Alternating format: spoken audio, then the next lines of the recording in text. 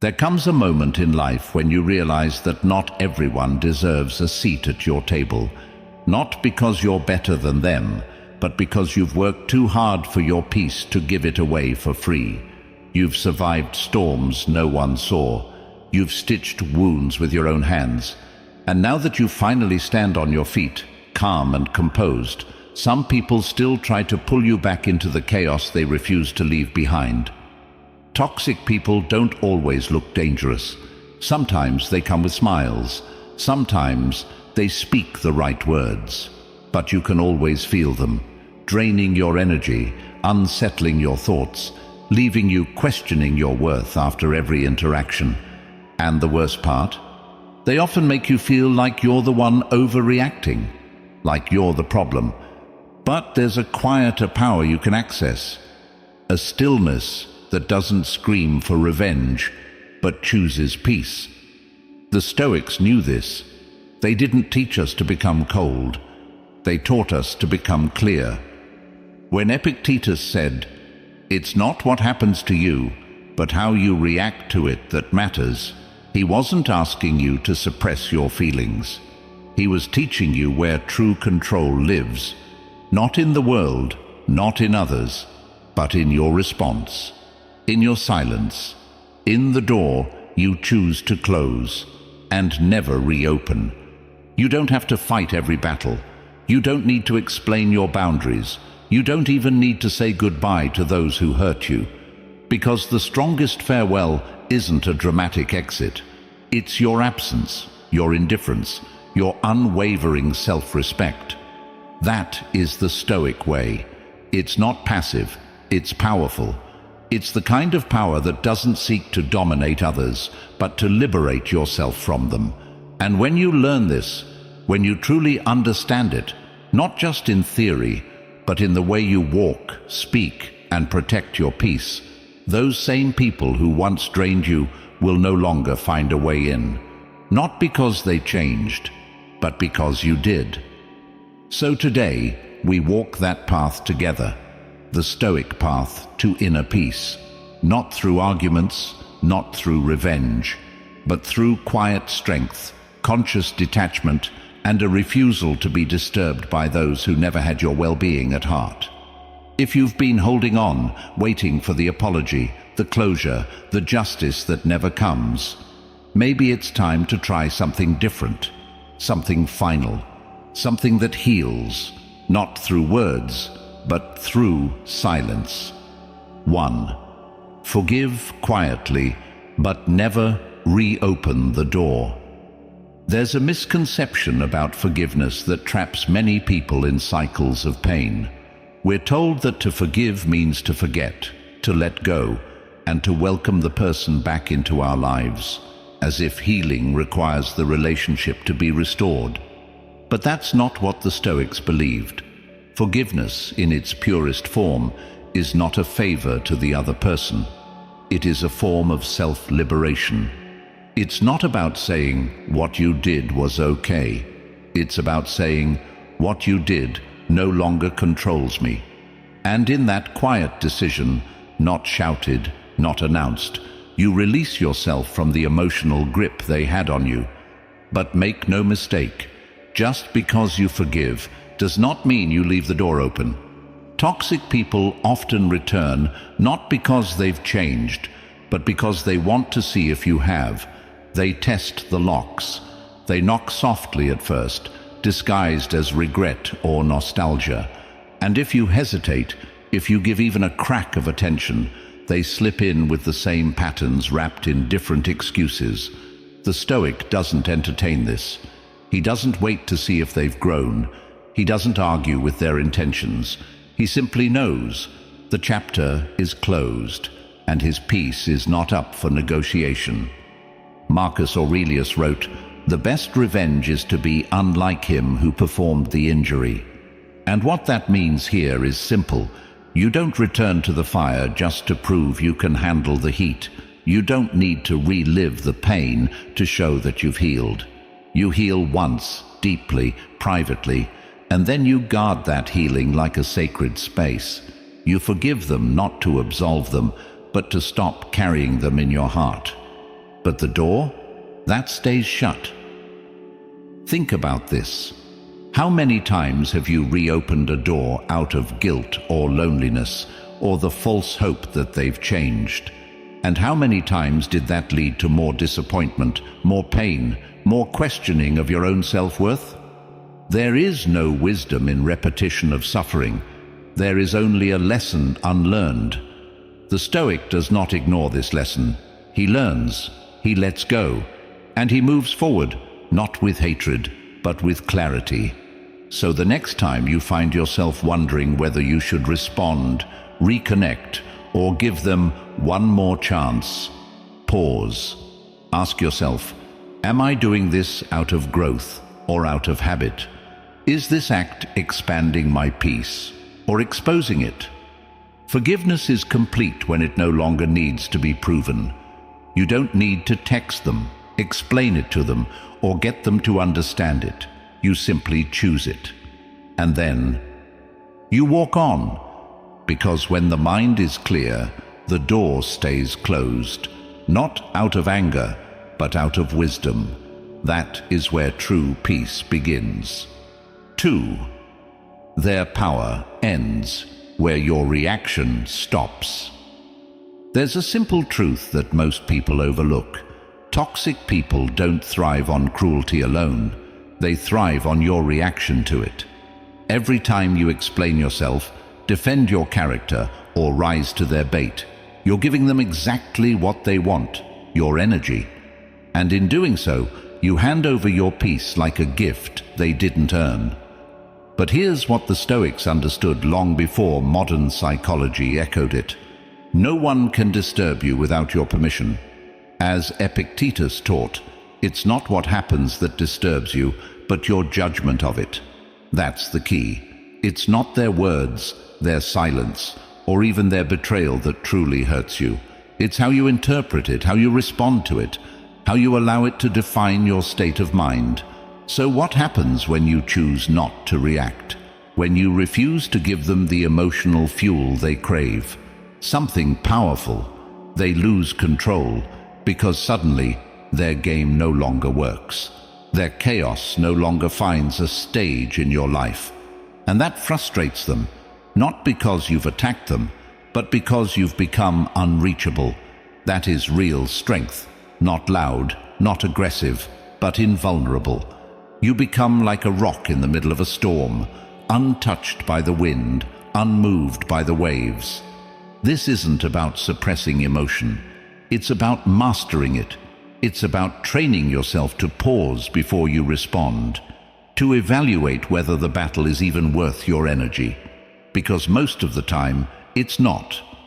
Most of the time, the real win is walking away without a single word. Not because you're weak, but because you know that silence carries a weight far heavier than noise. The Stoic path teaches us this: to rise above, not to sink to their level. And that begins the moment you stop letting their behavior dictate your state of mind. It might feel unnatural at first. After all, we're wired to react, to defend, to prove, to fight for our dignity. But what if dignity isn't something you fight for, but something you quietly preserve? What if your refusal to engage is the highest form of self-respect? Toxic people hate that, because without your reaction, they're left with their own discomfort, and they can't handle it. They need someone else to carry it for them. When you stop reacting, you give that discomfort back to its rightful owner. You say, without saying a word, "Your chaos is no longer welcome in my mind." And here's the truth you must remember. Not reacting isn't weakness, it's strategy. It's spiritual discipline. It's you reclaiming the only power that ever truly mattered, your response. The world will test you, people will provoke you, but the Stoic stands firm, unmoved, knowing that the moment he chooses peace over performance, he wins. 3. Toxic people. Feed on your energy, starve them with silence. Toxic people rarely come looking for solutions. They come looking for reactions. They don't feed on peace. They feed on the conflict they create. Your frustration, your explanations, your raised voice. That's their nourishment. The more you try to reason with them, the more they twist your words. The more you defend yourself, the more they find ways to pull you back into their chaos. And if you're not careful, you'll spend years trying to explain yourself to someone who has already decided not to understand you. That's not miscommunication. That's manipulation. This is where silence becomes not just an act of restraint, but a weapon. Not the cold silence of passive aggression, but the Stoic silence, calm, composed, unbothered. Because when you choose not to engage, not to defend, not to react, you shift the dynamic, you starve the chaos, and in time they grow weaker, not because you've fought harder, but because you've refused to fight at all. It's a strange kind of power, isn't it? The ability to remain still when someone else is trying to stir you. The ability to look them in the eye and offer no fuel. That's not being cold. That's being in control. Seneca once wrote, "The greatest remedy for anger is delay." And in the pause, in the delay, in the refusal to respond immediately, you create distance. That distance becomes your protection. Because here's the truth. Not everyone deserves your emotional labor. Not every attack deserves an answer. Some people speak not to resolve, but to dominate. And the more words you give them, the more room they take inside your mind. But silence, when chosen wisely, is a locked door they can't pick. It leaves them outside. It forces them to sit with their own noise. And it reminds them with painful clarity that they no longer have access to your peace. You might worry that your silence will be misunderstood, that they'll paint you as heartless, cold, or arrogant. But ask yourself this: why does their opinion still matter? Why is their misunderstanding of your boundaries more important than your well-being? The Stoic doesn't need validation from those he's chosen to walk away from. His silence is not his weakness, it's his clarity. It says everything that needs to be said without wasting a single breath. And maybe, for the first time, you give yourself that gift. The gift of no longer explaining your pain to those who caused it. The gift of no longer keeping the door cracked for someone who only brings in darkness. The gift of complete, intentional silence. Because once you understand that your energy is a currency and they've been overdrawing from your account for years, the only answer left is this: stop giving, withdraw your attention, reclaim your space, and let your silence do what your words never could. 4. Silence is strength, not weakness. In a world that shouts, the quiet ones are often misunderstood. We're taught that to be powerful, you have to be loud, that if you're right, you should prove it, that if someone disrespects you, silence means surrender. But the Stoics knew something different, something deeper. They knew that true strength isn't loud. It doesn't seek to overpower. It doesn't rush to defend itself or make a scene. True strength is rooted, grounded. It doesn't move unless it chooses to. And silence, when it comes from a place of control, not fear, is one of the most powerful expressions of that strength. We often associate silence with passivity, but that's only because we've been conditioned to react, to speak, to justify, to correct the narrative. But imagine this: someone lies about you, twists your words, provokes you, yet you remain still. Not because you're defeated, but because you're free, because their chaos no longer deserves a reply. That silence, it echoes louder than any argument. It unsettles those who rely on your reaction to feel relevant. And that's why it's so powerful, because it says, without saying anything, you no longer have access to me. Seneca once wrote, It is not that we have a short time to live, but that we waste a lot of it. And we waste so much of it trying to prove ourselves to the wrong people, arguing with the insecure, explaining ourselves to the dishonest, trying to find peace with those who benefit from our confusion. But the Stoic sees through that. He doesn't fall for the bait. He doesn't react to every insult, every whisper, every challenge, because he knows a lion does not turn when a small dog barks. This kind of silence is not coldness, it's precision.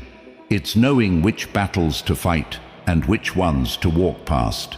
It's the difference between living on impulse and living with intention. And once you develop this stillness, this internal clarity, people notice. Not because you shout about it, but because your energy changes.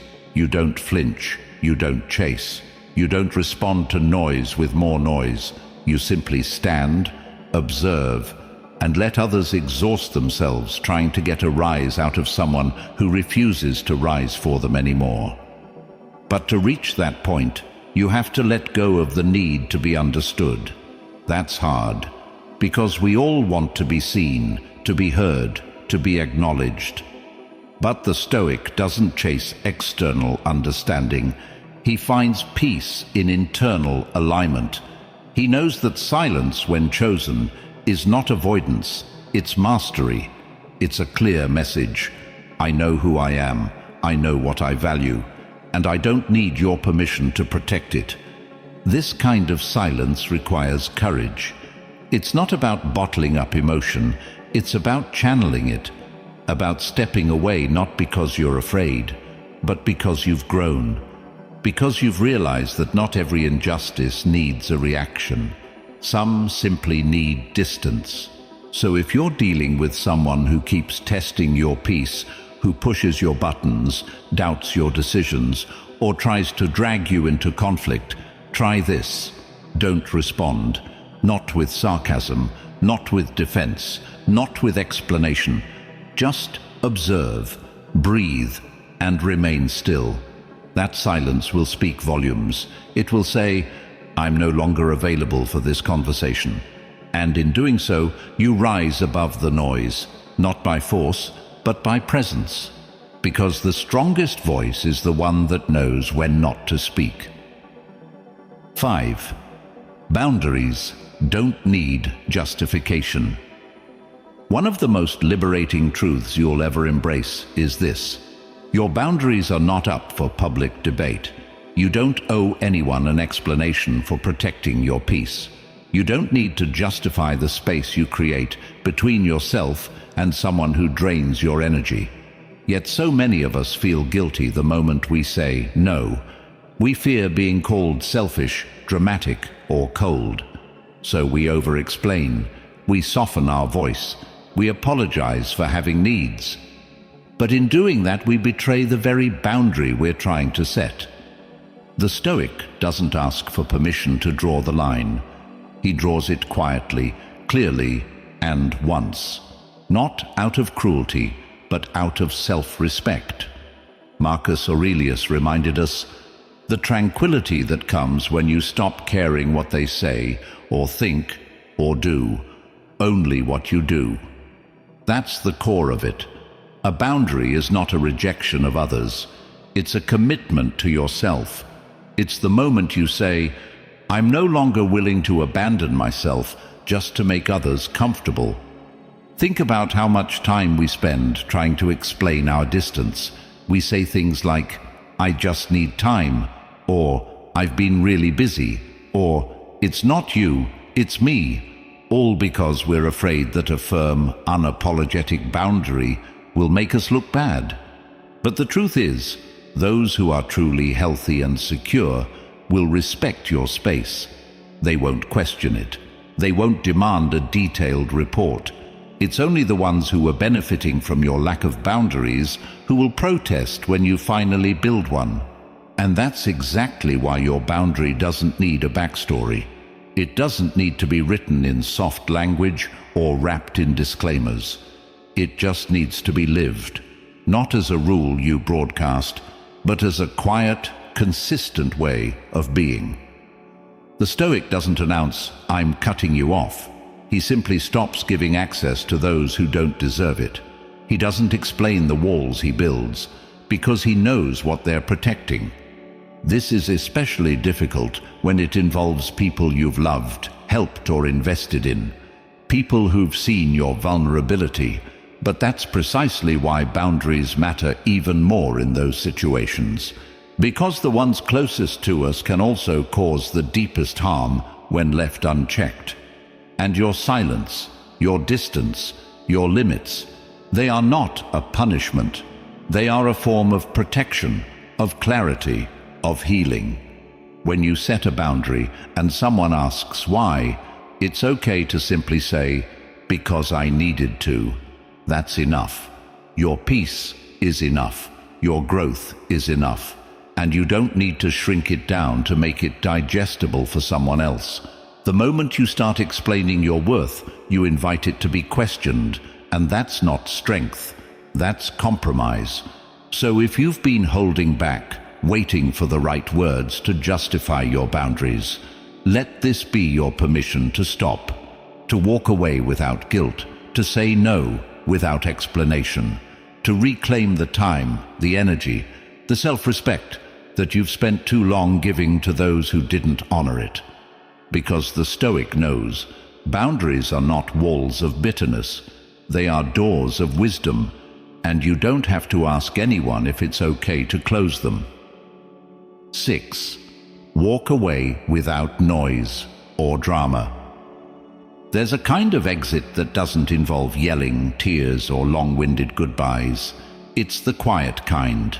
The kind where you simply stop showing up, stop replying, stop explaining, and instead reclaim your peace with absolute finality.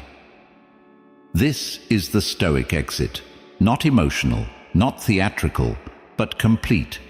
And it's one of the most powerful decisions you will ever make. Because walking away without noise doesn't mean you didn't care. It means you've chosen to stop wasting your care on those who never valued it. The world teaches us to seek closure, to have the last word, to make sure the other person knows exactly why we're done. But what if real closure doesn't come from a conversation? What if it comes from clarity, from the decision to prioritize your peace without needing approval, validation, or understanding? That's what the Stoic understands. He doesn't need a dramatic exit to feel strong. He doesn't need to be heard to know he's right. His peace doesn't depend on someone else agreeing with him. It depends on him agreeing with himself. Walking away quietly is not a sign of weakness. It's a reflection of emotional maturity. When someone mistreats you, manipulates you, or repeatedly disrespects your value, you don't owe them a dramatic conclusion. You owe yourself a new beginning.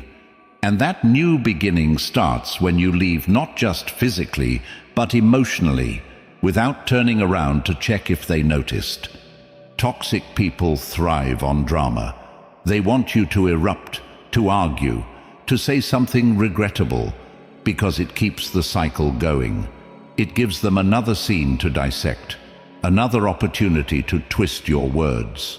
But silence, calm, focused, intentional silence, that breaks the cycle. It closes the curtain. It denies them the audience they crave. And in doing so, it robs them of the control they once had over your emotions. It's not always easy. There's a part of you that will want to explain, to be understood, to get closure. But closure isn't about them understanding you. It's about you understanding yourself. It's about knowing, deep down, that you gave enough, tried enough, endured enough, and now, enough is enough. You walk away not because you're giving up, but because you're waking up. The Stoic doesn't slam the door. He simply walks through it, never looking back. He doesn't broadcast his absence. He lets the silence speak for him. And that silence says everything. It says, "I've outgrown this." It says, I no longer need this in my life. It says, I choose peace over proving a point. So if you're holding on, hoping for the perfect moment to leave, waiting for them to change, or crafting the perfect goodbye, consider this.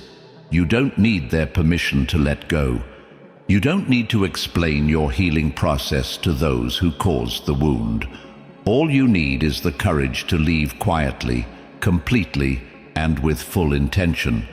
Because the most powerful exits aren't the ones that echo through arguments. They're the ones that echo through absence. The ones that leave no open doors, no unfinished business. Just a clean, quiet break. A decision to protect your soul without making a scene. 7. Absence reveals the truth. There is something strangely revealing about distance. When you remove yourself from someone's life, silently, calmly, without warning or conflict, what's left behind begins to speak, loudly. Absence becomes a mirror, one that reflects everything presence used to hide. And this mirror, unlike your words, cannot be argued with, distorted, or ignored, because your silence forces the other person to sit with their own noise. Your absence becomes the first time they've ever had to face themselves, without you standing in the way. We often believe that staying is the path to clarity, that if we talk more, explain better, try harder, we'll finally be seen and valued. But here's what the Stoics understood. Not everything needs to be solved through dialogue. Some things are revealed only through silence. Some people can only see their impact on you when you're no longer around to absorb it. When you step back, patterns come to the surface. You start to see who reaches out and who only takes, who notices your silence and who was never really listening to begin with.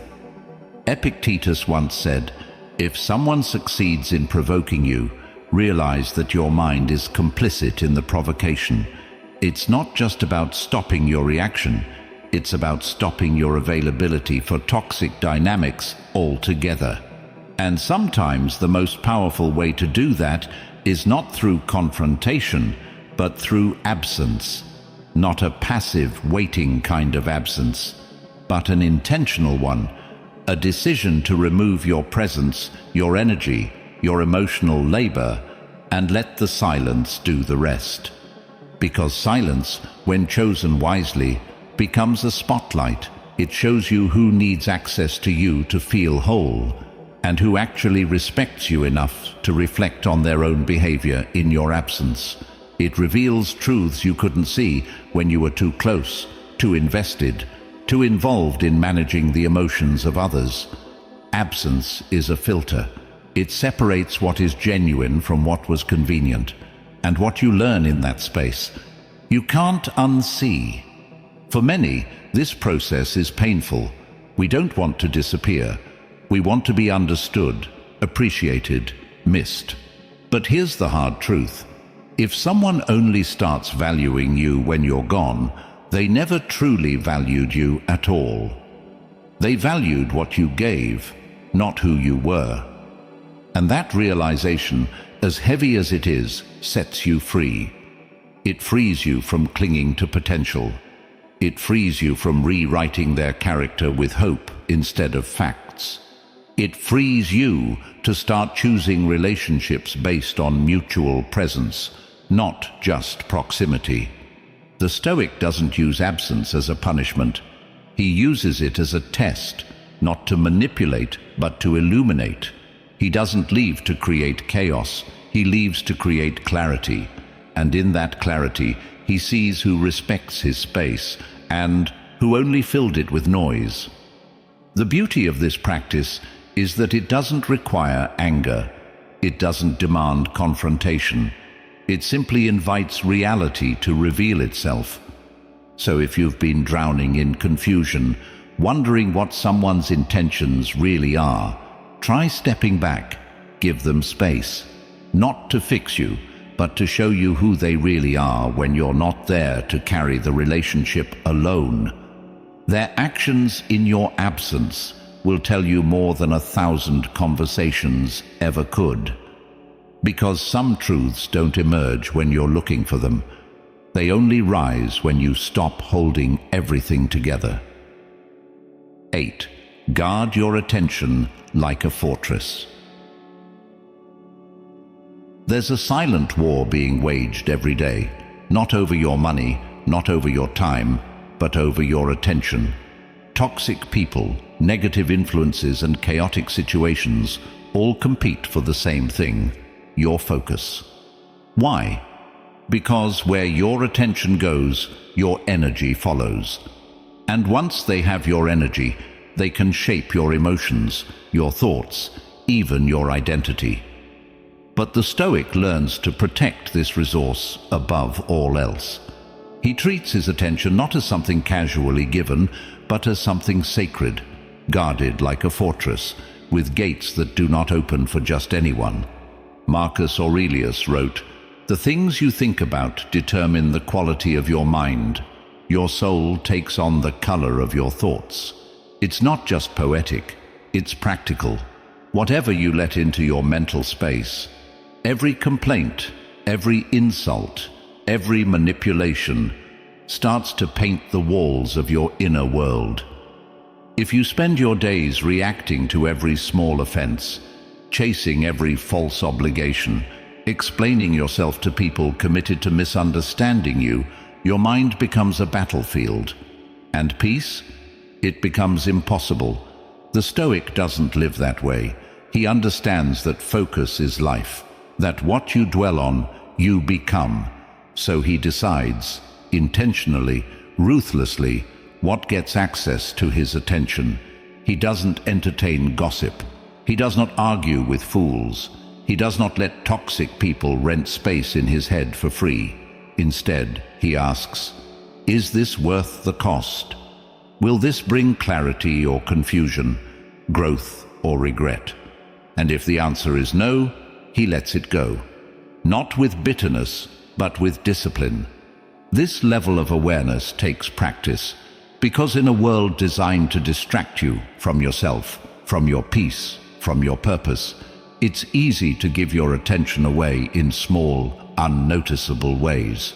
A message you shouldn't have replied to, a conversation you didn't need to finish, a social feed that pulled you into someone else's chaos. But these small leaks over time drain you, and you wonder why you're exhausted, why your thoughts feel scattered, why you can't focus. It's because you've left the gates open too long. To protect your attention means more than avoiding negativity. It means actively building a life that supports your focus. It means creating boundaries that aren't just physical, but mental, saying no to things that don't nourish you, walking away from people who demand attention but offer nothing meaningful in return, taking back your time in the quiet moments, choosing stillness over stimulation, solitude over noise. This isn't about becoming cold or distant, it's about becoming clear, because once you truly value your attention, you stop throwing it away for approval. You stop letting others dictate what's worthy of your focus. And you begin to experience something rare in today's world: peace of mind, a clear head, a steady heart. That is the reward of a guarded mind. So if you've been feeling overwhelmed, scattered, or emotionally drained, don't look at your calendar first. Look at your attention. Who's had access to it? What have you been feeding it? What thoughts have you entertained that don't deserve to live in your mind? Because a Stoic understands you are the gatekeeper of your mind. And once you start guarding that gate with clarity and conviction, everything changes. Not just how you feel, but who you become. 9. You don't owe closure to the one who broke you. One of the most painful illusions we hold on to is the idea that healing requires closure.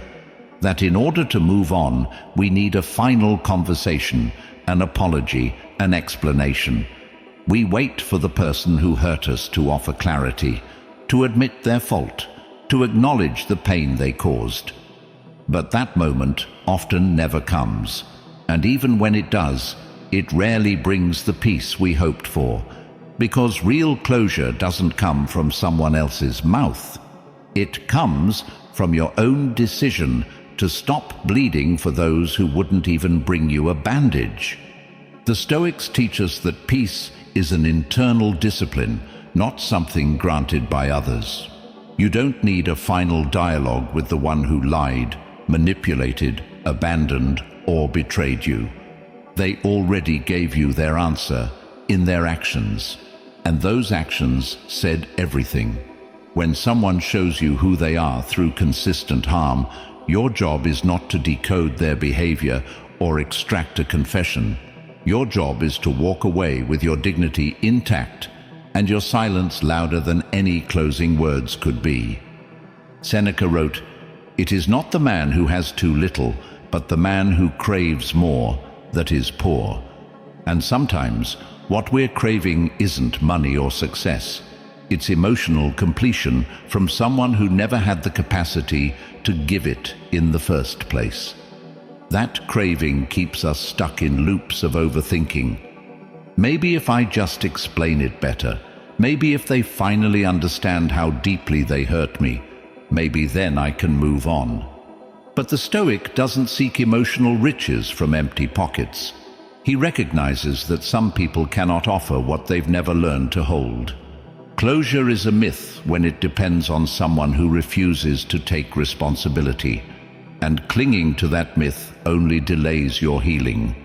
The longer you wait for them to make things right, the longer they stay in control, not of your life, but of your peace. And you deserve better than that. You deserve to close the chapter, not because it ended the way you wanted, but because you are done rereading a story that only brings you pain. True closure is not loud. It's not a text, a phone call, or a final confrontation. It's the moment you decide that your mental health, your growth, your future are more important than understanding someone's cruelty. It's the quiet, "no more," you whisper to yourself. The deleted message you never send. The realization that no apology, no explanation, no amount of honesty could undo what was done or rebuild what was broken. And that's okay, because you're not here to repair others, you're here to repair yourself. The Stoic path is not one of vengeance or bitterness, it's one of freedom. Freedom from needing validation. Freedom from being understood by those who refuse to see you. Freedom from the exhausting cycle of waiting for something that may never come. If you're still hoping for closure, ask yourself this: what would it even change? Would it undo the nights you couldn't sleep? Would it erase the emotional weight you carried alone? Or would it just delay your healing one more day? You don't owe closure to the one who broke you. You owe clarity to yourself. You owe yourself the choice to move forward without waiting. To say, "This is over," not because they said it, but because you did. And in that decision, you take back your power. 10. You are not meant to stay where you are. Disrespected. There is a subtle but dangerous lie many of us internalize, that if we just love more, give more, tolerate more, eventually we'll earn the respect we deserve. We stay in relationships, friendships, or environments where we're quietly dismissed, openly criticized, or emotionally sidelined. Not because we don't know we're being disrespected, but because we hope our patience will turn the tide. But the truth is, respect is not something you can beg for. It's not earned through sacrifice or suffering. It's revealed in how others treat you when they think you'll never leave. And if someone continually shows you that they don't respect your voice, your time, your worth, your duty is not to convince them otherwise. Your duty is to leave. The Stoic does not remain in places where his value is questioned. He does not stay silent while his dignity is slowly eroded. He recognizes disrespect not as something to fight against, but as a signpost pointing him elsewhere. Marcus Aurelius reminds us, the impediment to action advances action. What stands in the way becomes the way. If disrespect stands in your way, then leaving becomes your way, your path forward, not with anger or revenge, but with certainty. But let's be honest, leaving isn't easy, especially when there's history, love, shared dreams, especially when you've invested so much of yourself trying to fix what's broken. But the hard truth is this: no amount of effort can sustain something that thrives on your absence of boundaries. And the longer you stay in that space, the more you begin to internalize the disrespect. You start to doubt your worth. You begin to accept silence where there should be support, criticism where there should be care, neglect where there should be presence. Over time, you shrink, not all at once, but slowly, quietly. You make yourself smaller to keep the peace. You tolerate more to avoid conflict. You start walking on eggshells just to be tolerated. And that isn't love. That isn't loyalty. That is emotional erosion. And the Stoic refuses to live that way. He knows that life is too short to waste in places that drain your soul just to keep appearances. Walking away from disrespect doesn't mean you hate the other person. It means you finally love yourself enough to stop settling for less than your standards. It means you're no longer available for mistreatment disguised as jokes, criticism framed as just being honest, or emotional manipulation masquerading as love. It means you've realized something powerful. Peace is more important than proximity, and dignity is more important than loyalty to dysfunction. When you remove yourself from environments that disrespect you, something beautiful happens. Your confidence starts to return. Your clarity sharpens. You begin to attract people and situations that mirror your self-respect, not your wounds. But none of that can happen until you choose to leave the space that teaches you to question your value. So if you're waiting for the disrespect to stop, for them to finally see your worth, consider this. What if the very act of staying is what convinces them they never have to change? What if your silence is being read as consent? The Stoic doesn't stay to prove a point. He leaves because his peace is the point. And he understands that the cost of remaining where he is disrespected is far greater than the discomfort of walking away, because you're not meant to live on the edge of someone else's approval. You're meant to stand firmly in your own self-respect and let that guide every decision forward. 11. Leaving isn't escaping, it's evolving. There's a moment in every inner journey when you realize that staying is no longer a sign of strength. It's a symptom of fear, fear of starting over, fear of being misunderstood, fear that leaving means you've failed. But that's not the truth, not the Stoic truth, because leaving, when done with clarity and calm, is not an escape. It's an evolution. It's the deliberate act of stepping into a new version of yourself that no longer tolerates the same pain, patterns, or people that once defined you. And that choice, to leave not with bitterness, but with resolve, is a sign of immense growth. Many people confuse detachment with coldness. They believe that walking away from toxic people or unhealthy situations means you lack compassion, or worse, that you're running away. But the Stoic knows better. He understands that detachment is not about being emotionless. It's about refusing to be emotionally manipulated. It's about recognizing that clinging to what's hurting you is not love. It's fear in disguise. Epictetus taught that freedom is the only worthy goal in life. And sometimes that freedom begins the moment you say, "I'm done trying to fix what only breaks me." Walking away is not weakness. It's a declaration. a line in the sand, a quiet revolution in your soul that says, I no longer wish to carry this weight. You're not fleeing, you're ascending. And yes, it may hurt. Yes, it may confuse others, but your path is not for their understanding. Your evolution doesn't need their validation. Leaving becomes necessary when staying means abandoning yourself, when the space you occupy starts to shrink your spirit, cloud your mind, or dull your light. That's when it's time to go, not in anger, not in haste, but in peace. And that kind of exit is powerful, because it's not reactive, it's intentional. It's you reclaiming authorship over your own story and refusing to let anyone else write your ending. Still, the world will try to guilt you for it. They'll say you changed, that you're not the same, and you'll have to smile and say, that's the point. Because evolving means outgrowing old roles. It means breaking cycles, shedding identities that were never yours to begin with. It means allowing discomfort to shape you into someone who no longer waits for things to get better, but becomes better and walks away. It's important to understand that evolution doesn't always come with applause. Sometimes it comes with silence, with solitude, with the ache of starting over. But the Stoic embraces that solitude. He sees it not as loneliness, but as space, sacred space, for transformation.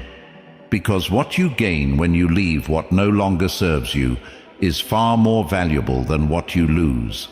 And what do you gain? You gain clarity, confidence, self-respect. You gain the quiet knowledge that you are no longer stuck in survival mode, that you don't have to keep proving your worth to people who never saw it. You stop chasing peace from those who only offered chaos, and in that moment, you stop escaping and start evolving. So if you're standing on the edge, uncertain whether to go or stay, ask yourself this: am I holding on out of hope or out of habit? Am I here because I'm growing, or because I'm afraid to grow alone? Because the Stoic knows, when you leave with clarity, you're not running, you're rising, and no one rises by staying in the same place they were broken. 12. Let your composure be the final word. There comes a point where you stop explaining, stop defending, stop proving, and you simply stand. Not with arrogance, not with defiance, but with composure. That quiet strength, that unshakable calm, becomes your final word. Because you've learned that in the presence of chaos, noise, or personal attack, your greatest power is not a sharp reply. It's a steady presence, one that doesn't flinch, one that doesn't feed the fire, one that says, without saying a thing, you no longer have the ability to move me. Toxic people want your reaction. That's how they measure their impact. When you explode, they feel powerful. When you defend, they feel important. But when you remain composed, when you smile without sarcasm, stay silent without bitterness, and walk away without drama, you take that power back. And more than that, you take away their illusion of control, because suddenly they're shouting into a void. They're arguing with someone who's no longer playing the game. The Stoics understood this well. Marcus Aurelius wrote, "You have power over your mind, not outside events. Realize this, and you will find strength." And composure is the proof that you've found that strength. It's the visible sign that you've moved your center of gravity inward, that your emotions are no longer dictated by someone else's dysfunction, that your identity is no longer shaped by external approval, conflict, or apology. But let's not pretend it's easy. Staying composed when someone is provoking you, insulting you, misrepresenting you, that takes real mastery. It takes a deep breath when every muscle wants to react. It takes vision, the kind that sees beyond this moment and remembers who you're becoming. Because composure isn't just about silence, it's about sovereignty. It's about choosing peace again and again, even when ego wants to shout. And when you do that, when you hold the line, stay grounded, and speak only when it's worth speaking, you earn something far more valuable than a fleeting win in an argument. You earn your self-respect. You look in the mirror and know you didn't stoop, you didn't lash out, you didn't lose yourself. And that internal victory, it stays with you long after the conversation ends. Composure also teaches others how to treat you. When people realize they can't get a rise out of you, they stop trying. When they see that insults bounce off your clarity like arrows off armor, they grow frustrated, even confused. But that's not your problem to solve. That's the weight of their own reflection. And you're too busy moving forward to carry it for them. The truth is, the world doesn't need more reaction. It needs more restraint. More people who can stay calm in chaos, who can protect their energy without explanation, who can say, I choose not to participate in this, and mean it. That's the Stoic path. Not cold, not distant, just sovereign. So let your composure be the final word, not because you're afraid to speak, but because you've evolved past the need to prove anything. Your silence, your stillness, your peace, they are enough. And in a world full of noise, that is the loudest message of all. You do not control how others treat you. You only control how long you allow them to. That single sentence is a quiet revolution. It shifts the power dynamic entirely, because we spend so much of our lives trying to fix, to reason, to earn better treatment from people who are not willing to give it. We try to explain ourselves to those who've already decided not to listen. We sacrifice our peace for the illusion that we can change someone else's behavior if we just show them how much we care. But care alone is not a cure for toxicity. And love without boundaries becomes self-destruction. The Stoics taught us that power begins the moment we stop trying to control others and start mastering ourselves. You can't change someone's nature. You can't force someone to respect you, value you, or treat you well. But you can control how long you stay. You can control what you respond to. You can control whether you allow their presence in your life to continue draining your spirit, or whether you step away and close the door. You are not weak for walking away. You are not cold for choosing peace. You are not heartless for refusing to be used. You are simply awake to the fact that your life is too precious to waste in emotional war zones where your value is questioned more than it is celebrated. You are not here to be everyone's emotional punching bag. You are here to rise, to grow, to protect your stillness like a sacred flame. And that begins by understanding that your reaction is your responsibility, and so is your freedom. So from this day forward, carry this reminder. Your peace is not a product of how others behave. It is a reflection of what you allow.